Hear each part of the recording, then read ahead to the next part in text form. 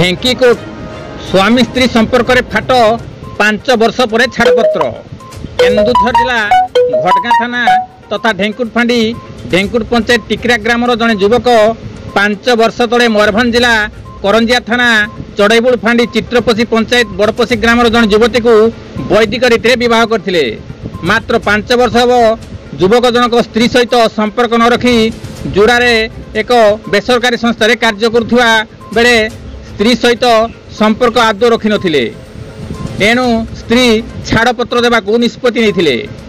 एणु ढेंकुट सरपंच और चित्रपसी पंचायत सरपंच उपस्थित टिकिरा ग्राम उभय पक्षर सहमति उभय युवक युवती छाड़पत्र देइछंती। सेमानकर कौनसी संतान संतति मध्य नथिबा जଣା पड़िछि। गोविंद राउत का रिपोर्ट, केडी न्यूज ओडिया।